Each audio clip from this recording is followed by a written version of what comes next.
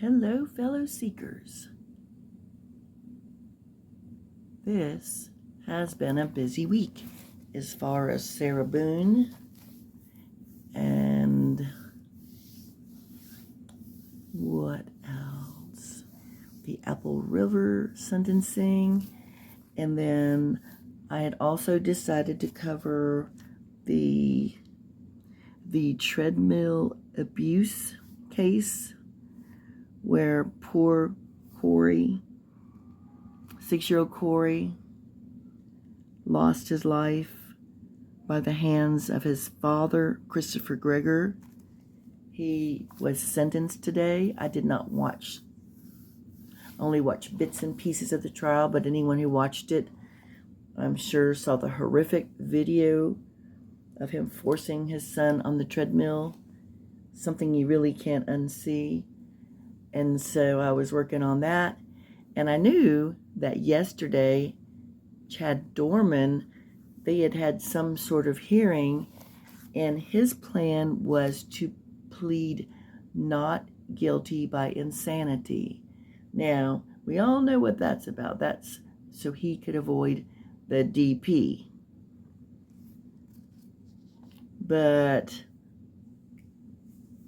And so that's why I decided I would go ahead and do this first, because the sentencing was going on for Christopher Greger. And right as I was starting to upload that, I see now that something new has happened, and Chad has changed. He made a plea deal, and he has changed his plea to guilty on all counts, and will spend the rest of his life in prison with no chance at parole. And I'm pretty sure that he did that to get out of the DP. And any of y'all who have followed it, the prosecutor was very hell-bent, understandably so, for him to receive the DP, but then, and it'll be explained more than here, but more in this little, there's not a lot to this, but the defense came to the prosecutor and said, how about if he pleads guilty to everything, and then there will be no court, no trial. And when I first heard it, I thought, oh man, he's getting out easy. But then I thought, no. My first thought was, and I'm glad that the prosecutor thought the same thing. I'm thinking, okay, that's, maddening, but think about if they drag the trial through, what it would do to the mother, Laura, and the stepdaughter, Alexis. How awful this has been for them. So, and that's kind of what the prosecutor said, which I will let you all, I'll share some. I'm not going to share all of this because they kind of relive what Chad did. And I mean, you can see that on numerous channels, and I think I shared it probably in my very first video, learning upon this. And so is justice served? Well, I have to look at it in the way of how much more hell that his mother, that his ex-wife, the mother of the boys, and then his stepdaughter, the sister to the boys, would have to go through. And, they're trying to stay very private because this has been so painful, and they're asking media to just, leave them be, understandably so. But they were in court, and the prosecutors did read both of the statements, and I think those are things worth sharing. So I'm going to try to dodge some of the graphic stuff. I'll try to, what am I trying to say? Get that out of there. and get to the important part, because it is important, very important, to get this so these poor people can have their closure. As to count one, aggravated murder in violation of 290301A, an unclassified felony. How do you plead? Guilty. Count two, aggravated murder in violation of 290301A, an unclassified felony. How do you plead? Guilty. So I'm leaving out the part when she explains how Chad hunted 3 boys down and did what he did. Horrific. And then pleads guilty. He will die in prison. The nightmare of attending court proceedings for the boy's family is over. Welcome to Crime Fix. I'm Anjanette Levy. Chad Doerman will spend the rest of his life in prison. He has now admitted, after nearly 14 months, that he came home from work early on June 15th of last year. And Clayton was just 7 years old. Hunter was 4, and Chase was 3. Clayton and Hunter played baseball in Claremont County, Ohio, east of Cincinnati. The boys' obituaries said that Chase one day wanted to play baseball just like his big brothers. Most little boys worship their fathers, and the Dorman boys were probably no different. But on that sunny summer day last summer, Chad Doerman committed the ultimate act of betrayal. This was a part that I don't know if y'all had seen it. Maybe this was one little peculiar thing. And I don't know if y'all remember, if you followed it all, but he had actually told the police when they arrested him that he'd been planning it for months. So it was premeditated, and he confessed. The problem was, unfortunately, the police screwed it up, and I think he had asked, it sounds like he had tried to ask for an attorney, and they did not. I guess they didn't believe him, because I guess they thought he was kind of all over the place. And so that had to be tossed out. So that was really, that was not good. And so that was maddening, and the police messed up. And I kind of get it, because they were probably extremely emotional to appear on a site like that. But still, man, that was bad on their part. But I think most of you all know that on that day that he said he came home from work, and he wanted the boys and his wife Laura to lay down for a nap. And at that time, Alexis was out in the other room watching TV. But so this part, I don't think I shared with you, but I do remember hearing about it. So they're saying, committed the offense with prior calculation and design. Furthermore, the offense at bar was part of a course of conduct involving the purposeful unaliving of or attempt to unalive 2 or more persons by the offender. So here's the part that maybe not everyone heard about. On or about June 15th, 2023, the defendant returned home early from work. After being home for a little while, see, this was before the nap, the defendant obtained a Bible and was walking around the house with it. While walking with the Bible, the defendant was mumbling, "Chad knows what's right."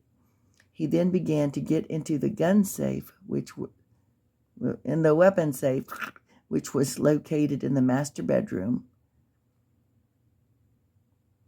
His wife told the defendant that he was scaring her and that she didn't like what he was doing and that she was going to call his parents.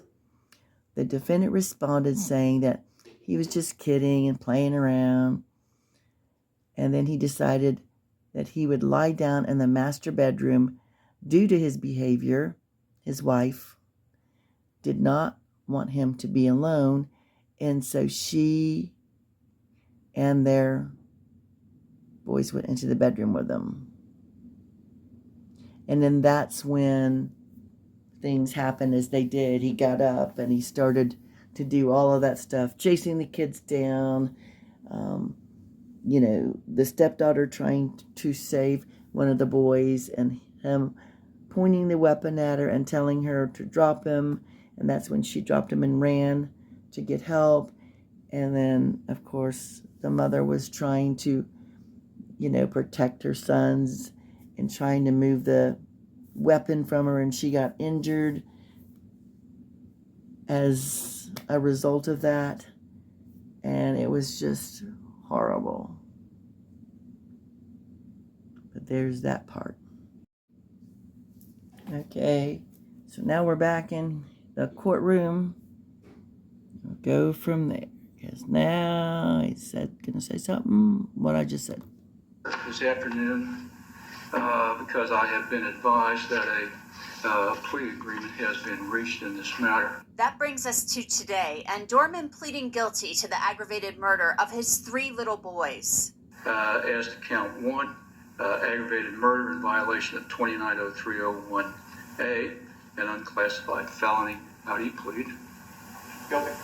Count 2, aggravated murder in violation of 290301A, an unclassified felony. How do you plead? Guilty.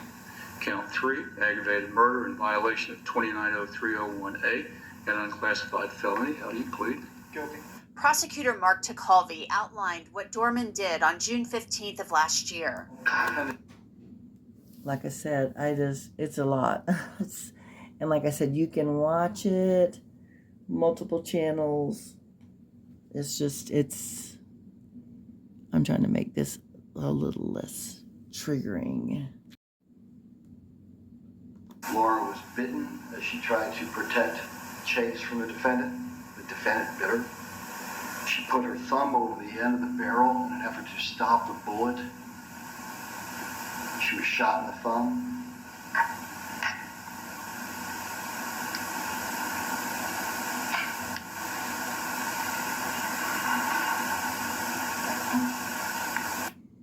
You can tell that this really bothers the prosecutor, as I'm sure it does that whole community. Dorman also pleaded guilty to 2 counts of felonious assault for harming both Laura and Alexis. Then Dorman's stepdaughter, Alexis Skeen, came into the courtroom. The judge ordered that she and her mother not be shown on camera. Alexis stared at Dorman as the prosecutor, Laura Barone Allen, read her statement. Ever since what you've done, my life has been something I would never wish upon any family. It is the most heartbreaking and emotional thing anyone could go through. Chad, I miss you and I miss the boys dearly, and nothing will ever be the same again because of you. Whenever something exciting happens, I always just want to tell you because I know you would be so proud of me. Softball to me isn't the same anymore because that was our sport, and that was the boys' sport. You made me an amazing ball player, and whenever I play softball, there isn't one game where I don't think about you. And whenever I get a good hit or I learn a new pitch, I always wish I could tell you because I know you would be so proud of me. And when good things like that happen, it sucks to look on the sideline and not see you be there, and for the boys not to be cheering me on like they always did. And Chad, I still work very hard on my grades, and I was on the honor roll this past year, and I know for a fact if you were there to see it, you would be so happy for me because my grades have always been so important to me. Another thing that has impacted me was every single holiday. Waking up on Christmas isn't the same anymore. I don't get excited. I don't even look forward to having presents because it's not the same. I don't get to wake up early and wake the boys up. I don't get to hide the elf. I don't get to do any of the fun stuff anymore because they're gone and you took their lives.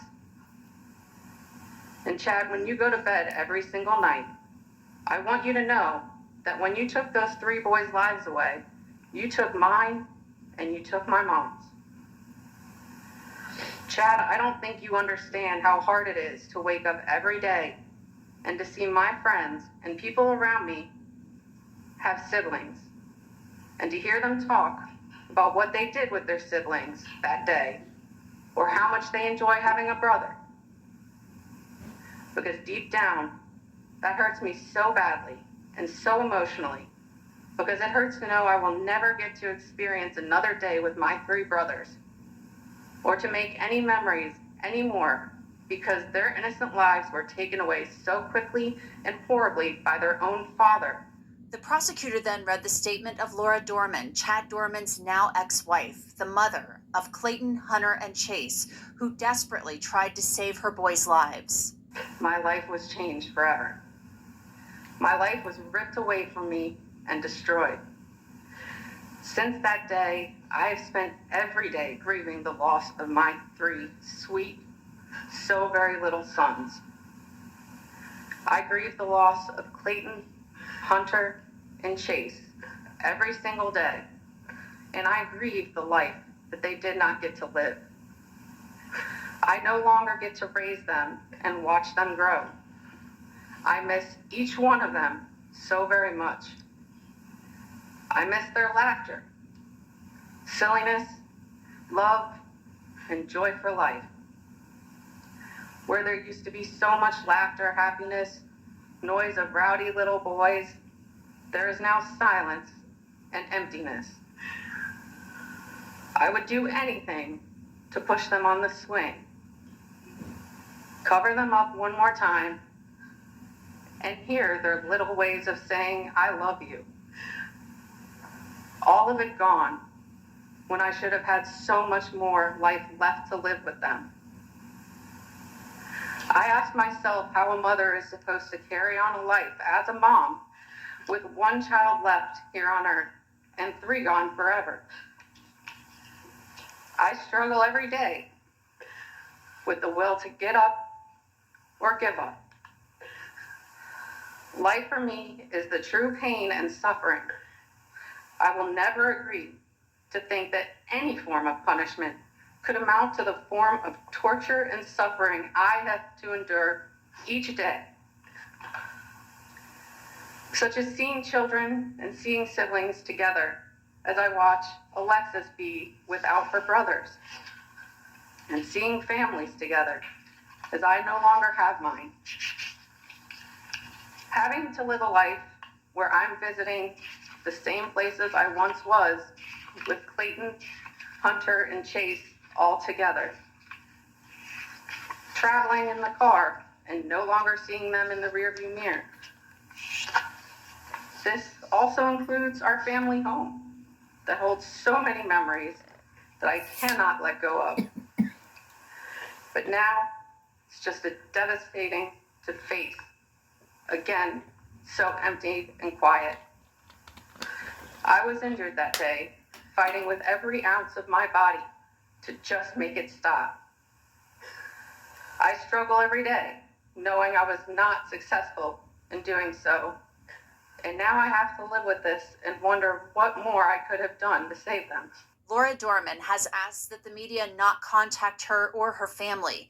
She wants people to talk about her 3 boys for who they were before they were murdered. In a statement she wrote, "Remember them as 3 little boys who loved fishing, go-karting, and swimming. Remember them as the little boys who were always at the baseball fields or running around outside. Remember them as the boys who loved to have fun and were inseparable from one another. Their lives are not about what happened to them. They are so much more than that." Dorman's lawyer then spoke on his behalf. Acknowledgement of the pain and the suffering and the fact that these 3 beautiful boys are gone. Chad would never have done that, except that he was delusional. He was in psychosis when this happened.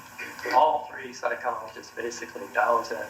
Dr. Dreyer acknowledged it. They don't agree on whether it qualifies as long enough for serious mental illness or whether it he had some appreciation of the legal awfulness of what he did. But the fact is, he loved those boys more than anything. And he was ill. He was sick, profoundly sick at the time. There's nothing more he can say at this point except that he's sorry about that. He did it. He acknowledges that. He's taking responsibility for it. He can't bring those boys back and do anything to do it. I think he would wish that he stayed at the little clinic for a little longer than he did. I think he wished that, in hindsight, he signs there before this happened. Tried to power through it. He wouldn't do that again. And until it was too late, he couldn't. It was out of control. Anything further on that? No. Mr. Dorman, is there anything you want to say on your own behalf before I impose sentence? No? Mr. Dorman, as to count one, I'll impose a prison sentence of life in prison without the possibility of parole. No fine will be imposed. As to count two, it'll be a life prison term without the chance of parole. And count three, it'll be life in prison without the possibility of parole. These three counts and these three sentences will be served consecutively with one another. Prosecutor Tacalvi explained why he agreed to this plea deal after being so adamant early on that he would seek the death penalty against Dorman. The defense approached us Tuesday morning and inquired about life without parole. We brought in Laura the next morning, Wednesday morning, and had a very lengthy discussion with her. I cannot state to any level of significance the inordinate trauma that she has experienced. We have met with her 6 or 8 times, and it is painful to her. It is difficult for my assistant prosecutors, difficult for hardened, seasoned law enforcement. And my position became fairly clear to me throughout this process, and most recently Wednesday when we discussed this plea offer with Laura, that doing anything further would be actually an act of cruelty towards her. We had prepared her to testify. She was ready to testify next week. Alexis was ready to testify. But the trauma that these two experienced that day and continue to experience on a daily basis. My job, as I saw it this week, was to relieve them of that additional agony. Tacalvi and other people on the prosecution team plan to release more information about the investigation during a press conference on Monday to reveal what he says was going on behind the scenes at the time that the murders occurred. That's it. So, did they say we're going to hear more on Monday? Oh, that should be interesting.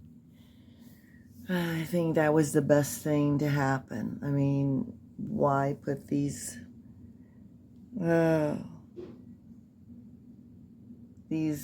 mother and the sister through any more?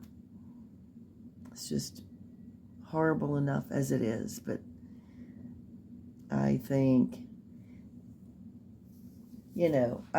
that, I don't know if he would have been declared insane. I mean, you always think when somebody does something like that, they've got to be crazy, but it's just like, I think one of the big things was, the fact that his confession and the fact that he'd been planning it and all of that got to be tossed out because the law enforcement messed up. And maybe now he was thinking, well, all this was just for him to get out of the DP. And the other thing that I noticed that I found a little interesting is that I saw him show some emotion when his stepdaughter's statement was read. I sensed that she had a closeness because she said she missed him. So I saw a little emotion for him with that, but I noticed that when his ex-wife's one was read, I didn't see him do that. So I kind of stick to my original thing. I think part of it this is just my opinion, that he did all of that to those boys to hurt her. And that's disgusting and sickening and sad. But I am relieved for them, because could you imagine how a trial would go on and on and on? So that, I don't want to say it ends the chapter, but at least for it going to court. So that is that. But I thought I wanted to get it out here. I just saw it not too long ago. It came out a few hours ago, and I thought, oh, this is something people want to know. So I'm going to make it short because I'm about ready to run out. I love you all. Thank